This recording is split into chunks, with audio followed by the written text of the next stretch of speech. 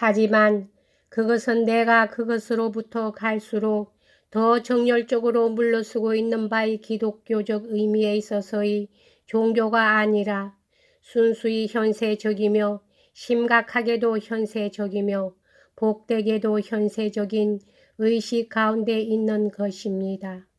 사실 이것은 언덕 위에서의 니체의 표상, 반고흐의 별하늘, 베토벤의 제9교향곡의 긍정인 것이다. 거기에는 또한 파우스트의 마지막 어구의 괴테적 신비주의의 요소도 있다. 썩기 쉬운 온갖 것은 오로지 영상일 뿐이어라. 대지의 모자람은 이에서 완전에 일어나니 제9비가에서 이 대지의 신비주의는 다음과 같은 질문에서 나타난다. 아마도 우리는 정작 말하기 위해 여기에 있음이라. 집, 다리, 샘, 문, 단지 라고. 그리고 다음에도 나타난다. 대지여, 이것이 그대가 원하는 바의 것이 아니라 우리의 내부에서 눈에 보이지 않게 부활하는 것이 어느 날엔가 눈에 보이지 않게 됨이 그대의 꿈이 아니던가. 대지여, 눈에 보이지 않음이여 전신이 아닐진대 그대의 다급한 사명이란 그 무엇이랴. 마지막 시구는 독일어로 남겨둬야 한다. 대지여, 그대 사랑하는 자여, 나는 그리 되려고 하노라는 이것의 긍정의 황홀경을 거의 나타낼 수가 없기 때문이다. 제10비가의 첨 시구들은 아마도 비가의 전편 중에서 가장 위대하리라.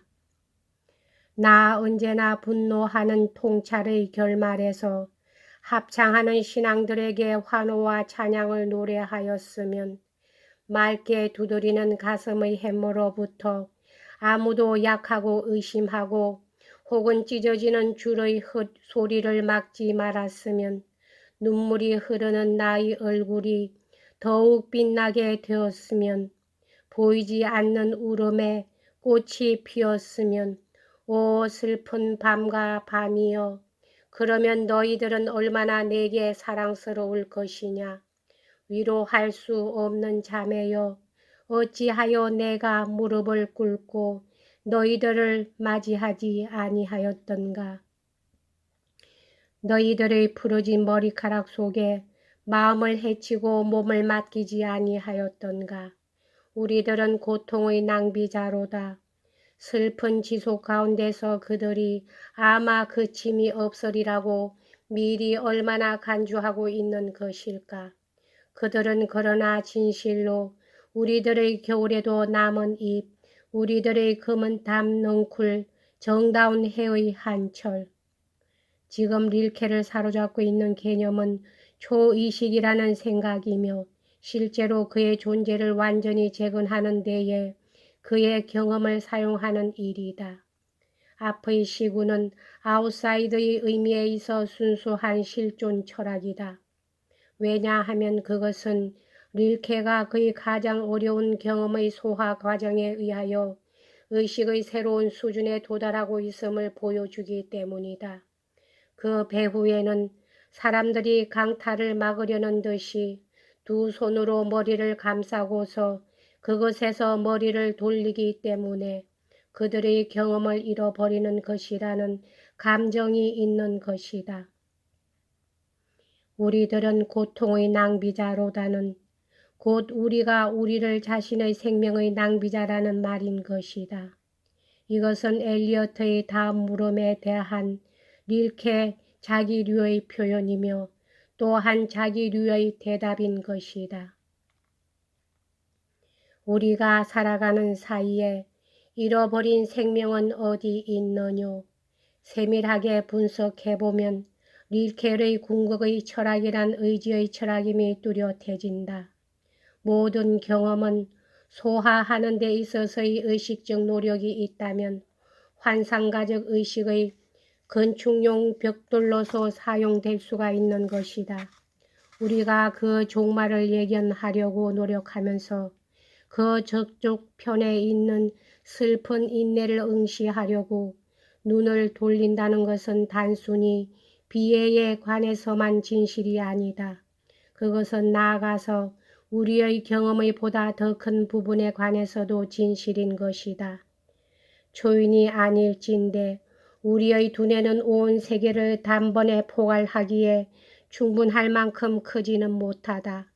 우리는 기억해야 할 것을 채택하지 않으면 아니 되는 것이다. 그런데 우리는 단지 우리의 무관심을 뚫고 가게 내버려둔 그러한 경험만을 기억하는 것이다. 릴케의 비관은 더 많이 소화하려는 의지의 노력을 위한 탄원이며 보다 더 적은 무관심을 위한 탄원이다.